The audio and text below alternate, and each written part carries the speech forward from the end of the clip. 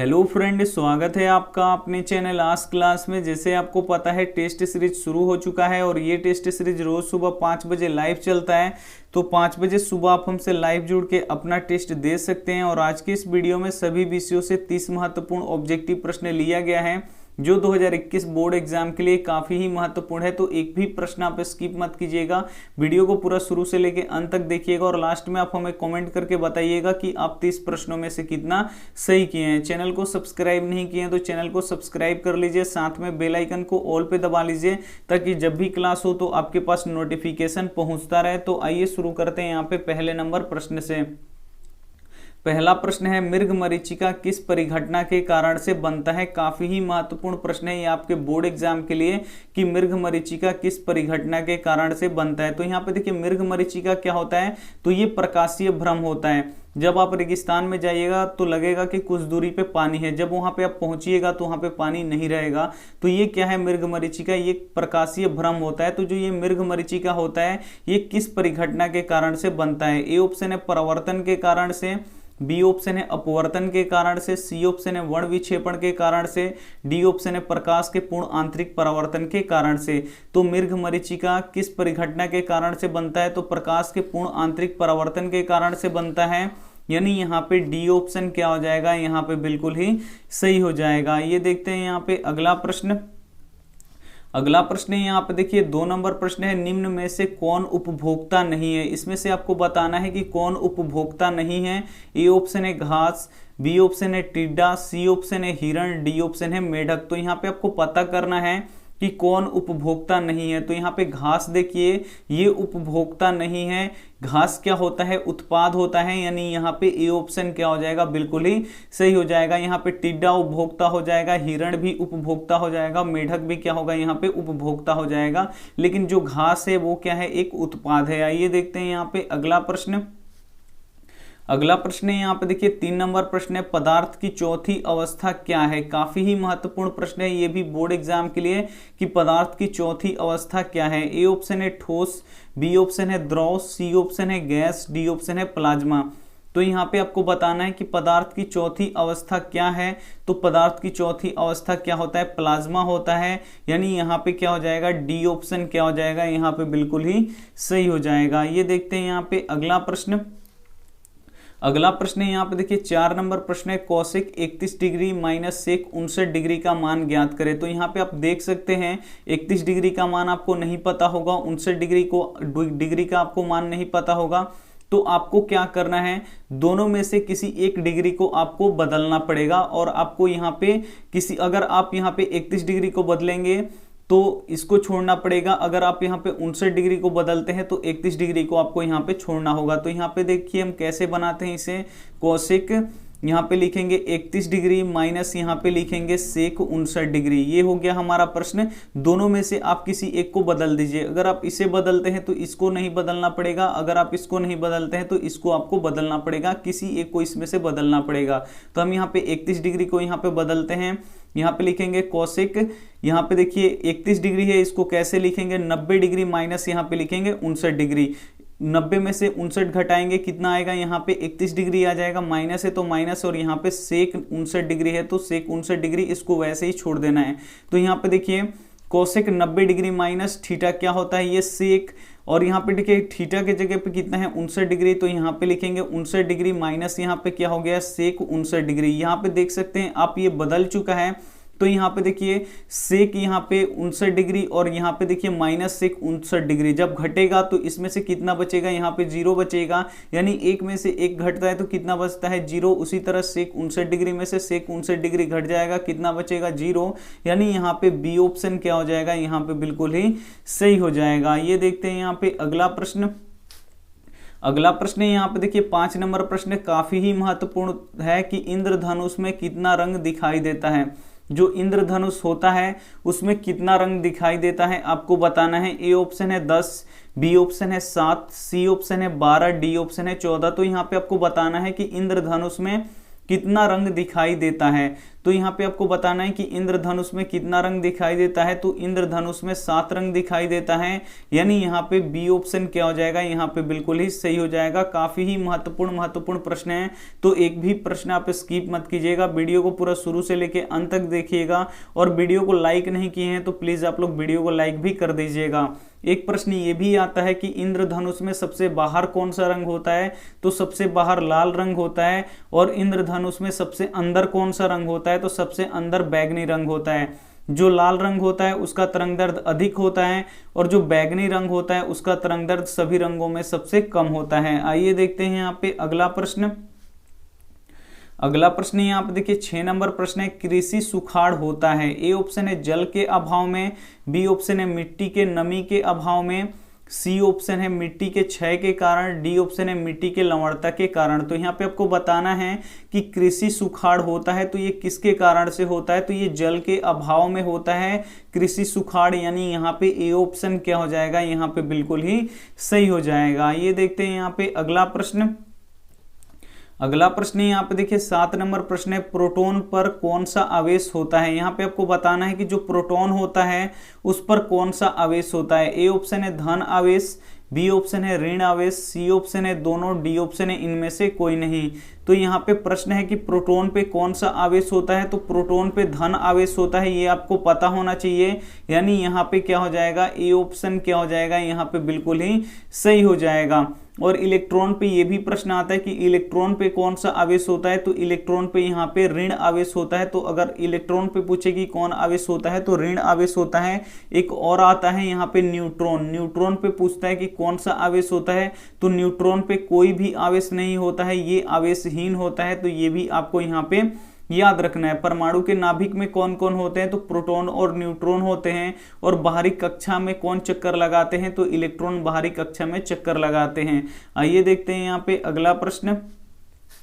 अगला प्रश्न यहाँ पे देखिए 8 नंबर प्रश्न है, यदि tan थीटा बराबर √3 हो तो थीटा का मान ज्ञात करें। ये भी काफी महत्वपूर्ण प्रश्न है, बोर्ड एग्जाम में एक प्रश्न इससे रहता है, तो आप लोग बिल्कुल ध्यान से समझिएगा कि tan थीटा बराबर यहाँ पे √3 है, तो बोल रहा है कि यहाँ पे थीटा का मान ज्ञात करें। तो यहाँ पे देखिए थीटा का मान कब निकलेगा, जब यहाँ से tan हटेगा। तो आपको यहाँ पे देखना है कि tan कितने डिग्री का मान यहाँ पे √3 होता है। तो आपको पता है tan 60 डिग्री का मान कितना होता है, √3। तो √3 के जगह पे आप क्या लिख दीजिएगा, tan 60 लिख दीजिएगा। तो यहाँ पे लिखेंगे tan थीटा बराबर, यहाँ पे लिखेंगे √3 के जगह पे हम क्या लिखेंगे, tan 60 डिग्री। तो यहाँ पे लिखा गया, आप देख सकते हैं tan से tan कट गया, यहाँ पे थीटा बराबर कितना निकल गया, यहाँ पे 60 डिग्री, यानी यहाँ पे बी ऑप्शन क्या हो जाएगा, यहाँ पे बिल्कुल ही सही हो जाएगा। ये देखते हैं यहाँ पे अगला प्रश्न। अगला प्रश्न है यहाँ पे देखिए काफी ही महत्वपूर्ण प्रश्न है, हिंदी का ये है 9 नंबर, सेन साहब की आंखों का तारा कौन था। ए ऑप्शन है कार, बी ऑप्शन है खोखा, सी ऑप्शन है पुत्रियां, डी ऑप्शन है मदन। तो यहाँ पे आपको बताना है कि जो सेन साहब थे उनके आंखों का तारा कौन था, तो खोखा था। और खोखा का दूसरा नाम क्या था, ये भी प्रश्न आता है, तो कासू था। तो ये भी आपको यहाँ पे याद रखना है। आइए देखते हैं यहाँ पे अगला प्रश्न। अगला प्रश्न यहाँ पे देखिए 10 नंबर प्रश्न है, सूर्योदय और सूर्यास्त के समय आकाश लाल प्रतीत होता है, क्यों। ए ऑप्शन है प्रकाश का परावर्तन के कारण, बी ऑप्शन है प्रकाश का अपवर्तन के कारण, सी ऑप्शन है प्रकाश का वर्ण विक्षेपण के कारण, डी ऑप्शन है प्रकाश का विवर्तन के कारण।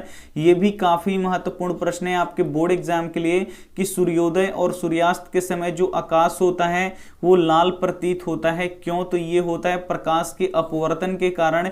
इसे आप लोग याद रखिएगा, यानी यहाँ पे बी ऑप्शन क्या हो जाएगा, यहाँ पे बिल्कुल ही सही हो जाएगा। वीडियो को लाइक नहीं किए तो वीडियो को आप लोग प्लीज लाइक कर दीजिएगा, और आप लोग वीडियो को प्लीज आप लोग शुरू से लेके अंत तक जरूर देखिएगा। शुरू से लेके अंत तक देखिएगा तो आप 30 प्रश्न देखिएगा। अगर आप शुरू के 5-10 प्रश्न देख के छोड़ देते हैं तो 5-10 का ही आपको नॉलेज मिलेगा, लेकिन आप अगर 30 प्रश्न देखते हैं तो पूरे 30 प्रश्न का यहाँ पे आपको नॉलेज मिलेगा। एक बार क्लास देख लीजिए, टेस्ट कब होता है, तो सुबह 5 बजे होता है। सब्जेक्टिव प्रश्न कब होता है, तो 1 बजे दिन में होता है। मॉडल पेपर कब होता है, तो 6 बजे शाम में होता है। क्रैश कोर्स कब होता है, तो रात 8 बजे होता है।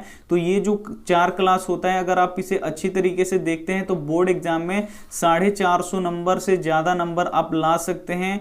इसे आप लोग अभी से भी फॉलो कीजिएगा तो आप लोग काफ़ी अच्छे नंबर से पास कर जाएंगे बोर्ड एग्जाम में। तो ये जो 4 क्लास हो रहा है, आपको बिल्कुल ही मन लगा के पढ़ाई करना है और चारों क्लास में लाइव आपको जरूर आना है। आइए देखते हैं यहाँ पे अगला प्रश्न।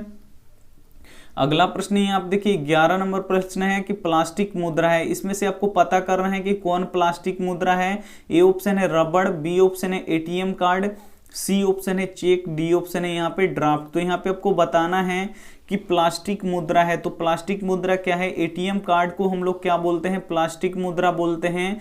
यानी यहाँ पे बी ऑप्शन क्या हो जाएगा, यहाँ पे बिल्कुल ही सही हो जाएगा। एक प्रश्न ये भी आता है कि एटीएम का पूरा नाम क्या है, यानी एटीएम का विस्तृत नाम क्या है।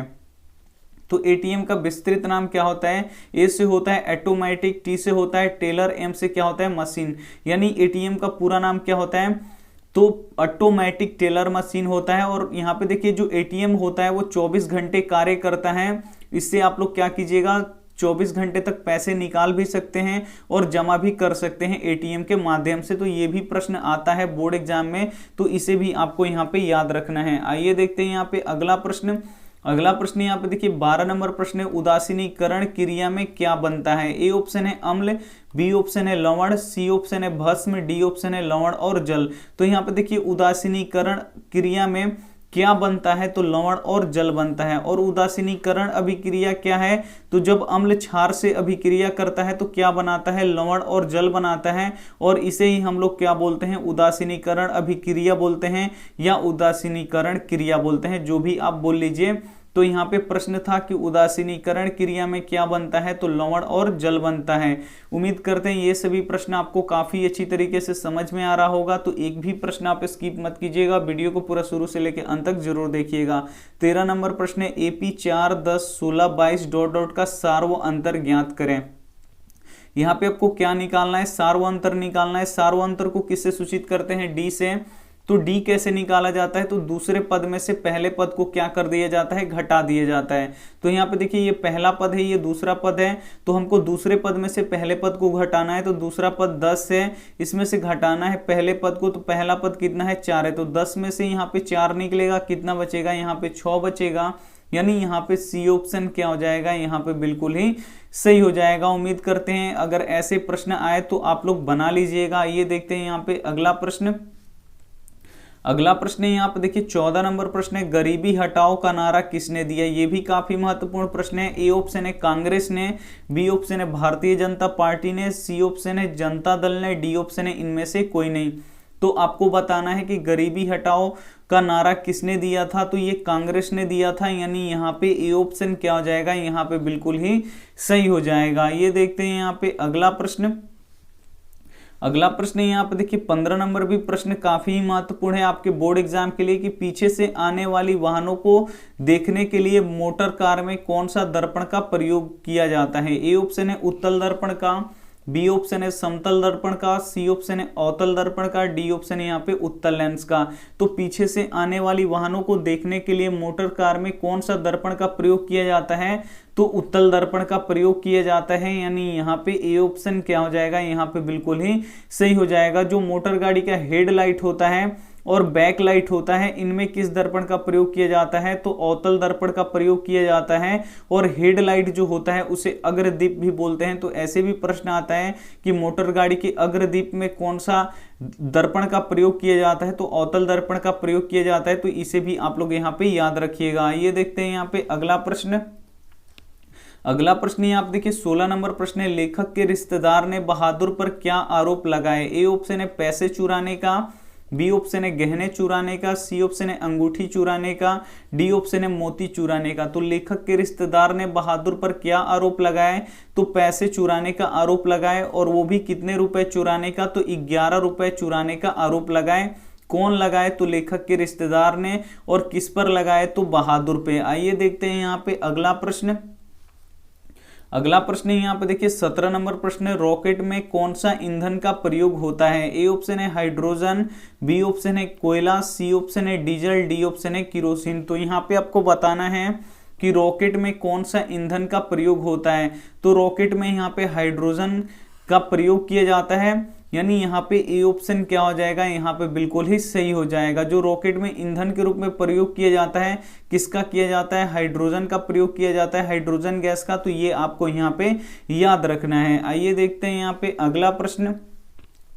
अगला प्रश्न यहाँ पे देखिए 18 नंबर भी प्रश्न काफी महत्वपूर्ण है। यदि ए और 18 का लस 36 और मस 2 है तो ए का मान ज्ञात करें। यहाँ पे देखिए ए, यहाँ पे देखिए 1 और 18, यानी एक पहली संख्या ए है और दूसरी संख्या 18 है। इन दोनों संख्या का लस यहाँ पे 36 दिया है, मस यहाँ पे 2 दिया है, तो बोल रहा है ए का मान ज्ञात करें। तो इसके लिए एक फॉर्मूला होता है, पहली संख्या गुणे दूसरी संख्या बराबर क्या होता है? लस और गुणे क्या होता है? मस होता है। तो ये आपको यहाँ पे पता होना चाहिए। तो पहली संख्या ए है, तो यहाँ पे पहली संख्या की जगह पे ए लिखेंगे। दूसरी संख्या क्या है? 18 है, तो यहाँ पे लिखेंगे 18 बराबर है, तो बराबर लसा कितना है? 36 है, तो लसा की जगह पे हम क्या लिखेंगे? 36 गुणा है, तो फिर यहाँ पे गुणा देंगे। मसा कितना है? 2 है, तो यहाँ पे मसा की जगह पे 2 लिखेंगे। यहाँ पे देखिए 18 इधर गुणा कर रहा है तो उधर जाके भाग करेगा। भाग करने का मतलब क्या है कि ये बट्टा के नीचे आ जाएगा, यानी 36/2 है, इधर 18 गुणा कर रहा है तो इधर आएगा तो कहाँ पे आ जाएगा? नीचे आ जाएगा 18। तो 18 दूना कितना हो जाएगा? यहाँ पे 36। अब यहाँ पे क्या हो गया? 2 गुणे 2, 2 में 2 से गुणा कीजिएगा तो कितना आएगा? 4 आएगा, यानी ए का मान यहाँ पे कितना निकल गया? 4। यानी यहाँ पे सी ऑप्शन क्या हो जाएगा? यहाँ पे बिल्कुल ही सही हो जाएगा। ये देखते हैं यहाँ पे अगला प्रश्न। अगला प्रश्न है यहाँ पे देखिए 19 नंबर प्रश्न है, बिहार में रज्जू मार्ग कहाँ है? ये भी काफी महत्वपूर्ण प्रश्न है। ए ऑप्शन है सीवान, बी ऑप्शन है पटना, सी ऑप्शन है राजगीर, डी ऑप्शन है गया। तो यहाँ पे आपको बताना है कि बिहार में रज्जू मार्ग कहाँ है। तो बिहार में रज्जू मार्ग राजगीर में है, यानी यहाँ पे सी ऑप्शन क्या हो जाएगा? यहाँ पे बिल्कुल ही सही हो जाएगा। ये देखते हैं यहाँ पे अगला प्रश्न। अगला प्रश्न यहाँ पे देखिए 20 नंबर प्रश्न है, विशिष्ट प्रतिरोध का एसआई मात्रक क्या होता है? विशिष्ट प्रतिरोध के यहाँ पे एसआई मात्रक, जिसे हम लोग प्रतिरोधकता भी बोलते हैं, तो यहाँ पे ये भी प्रश्न सेम हो जाएगा कि प्रतिरोधकता का एसआई मात्रक क्या होता है। ए ऑप्शन है ओम, बी ऑप्शन है ओम मीटर, सी ऑप्शन है एम्पियर, डी ऑप्शन है वोल्ट। तो यहाँ पे आपको बताना है कि विशिष्ट प्रतिरोधकता का एसआई मात्रक क्या होता है, यानी विशिष्ट प्रतिरोध का एसआई मात्रक क्या होता है? तो ओम मीटर होता है। ये आपको यहाँ पे याद रखना है, यानी यहाँ पे बी ऑप्शन क्या हो जाएगा? यहाँ पे बिल्कुल ही सही हो जाएगा। और यहाँ पे देखिए प्रतिरोध सिर्फ रहे कि प्रतिरोध का एसआई मात्रक क्या होता है, तो प्रतिरोध का एसआई मात्रक क्या होता है? ओम होता है। और यहाँ पे देखिए विद्युत धारा का एसआई मात्रक क्या होता है? तो विद्युत का एसआई मात्रक एम्पियर होता है। और विभवांतर का एसआई मात्रक क्या होता है? वोल्ट होता है। तो ये भी आपको यहाँ पे याद रखना है। आइए देखते हैं यहाँ पे अगला प्रश्न। अगला प्रश्न है आप देखिए 21 नंबर प्रश्न है, स्वर्ण वर्ण कितने होते हैं आपको बताना है। ए ऑप्शन है 10, बी ऑप्शन है 11, सी ऑप्शन है 16, डी ऑप्शन है 21। तो यहाँ पे आपको बताना है कि स्वर वर्ण कितने होते हैं। तो स्वर वर्ण कितने होते हैं? 11 होते हैं, ये आपको याद रखना है। यानी यहाँ पे बी ऑप्शन क्या हो जाएगा? यहाँ पे बिल्कुल ही सही हो जाएगा। ये देखते हैं यहाँ पे अगला प्रश्न। अगला प्रश्न यहाँ पे देखिए 22 नंबर प्रश्न है, जंग लगने पर लोहे का भार ए ऑप्शन है बढ़ता है, बी ऑप्शन है घटता है, सी ऑप्शन है अपरिवर्तित रहता है, डी ऑप्शन है इनमें से कोई नहीं। 22 नंबर प्रश्न काफी महत्वपूर्ण है, जंग लगने पर लोहे का भार क्या होता है? बढ़ता है, ये आपको याद रखना है। यानी यहाँ पे ए ऑप्शन क्या हो जाएगा? यहाँ पे बिल्कुल ही सही हो जाएगा। आप लोग घटता है पे टिक मत लगाइएगा, नहीं तो क्या हो जाएगा? गलत हो जाएगा। जंग लगने पर लोहे का भार क्या होता है? बढ़ता है। आइए देखते हैं यहाँ पे अगला प्रश्न। अगला प्रश्न यहाँ पे देखिए 23 नंबर प्रश्न है, 2 और 3 के बीच परिमेय संख्या है। यहाँ पे आपको बताना है कि 2 और 3 के बीच यहाँ पे परिमेय संख्या निकालना है। तो परिमेय संख्या कैसे निकाला जाता है? इन दोनों संख्याओं को जोड़ दीजिए और 2 से यहाँ पे क्या कर दीजिए? भाग लगा दीजिए। तो यहाँ पे देखिए 2 और प्लस 3 जोड़ देंगे और इसमें कितना से भाग लगा देंगे? 2 से भाग लगा देंगे। तो यहाँ पे 2 और 3 कितना हो जाएगा? 5/2।